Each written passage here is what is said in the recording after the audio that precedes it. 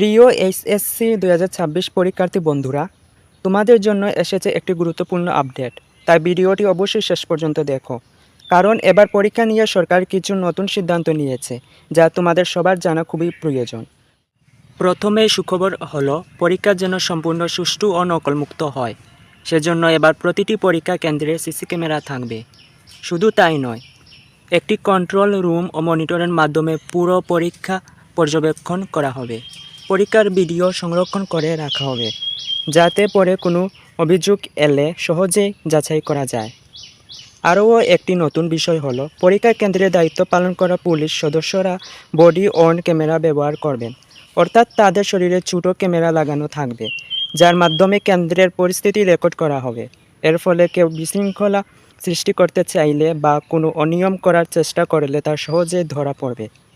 শিক্ষামন্ত্রী আরও বলেছেন, প্রশ্ন ফাঁসের বিরুদ্ধে সরকার এবার অত্যন্ত কঠোর অবস্থানে রয়েছে। কেউ যদি প্রশ্ন ফাঁসের সঙ্গে জড়িত থাকে, তাহলে তার বিরুদ্ধে এমন কঠোর ব্যবস্থা নেওয়া হবে যা সারা দেশের মানুষের জন্য একটি বড় শিক্ষা হয়ে থাকবে। তাই এ ধরনের গুজব বা প্রতারণামূলক প্রলোভন থেকে অবশ্যই দূরে থাকবে।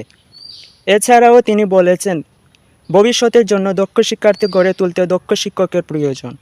এজন্য শিক্ষকদের নিয়মিত প্রশিক্ষণের ব্যবস্থা করা হচ্ছে এবং সবাইকে নিজ নিজ দায়িত্ব সঠিকভাবে পালন করার আহ্বান জানানো হয়েছে। তাই বন্ধুরা, এসব নতুন নিয়ম দেখে ভয় পাওয়ার কোনো কারণ নেই।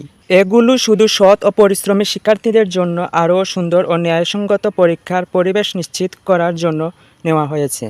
তোমরা মন দিয়ে পড়াশোনা করো, আত্মবিশ্বাস রাখো এবং নিজের প্রস্তুতির ওপর ভরসা রাখো বন্ধু।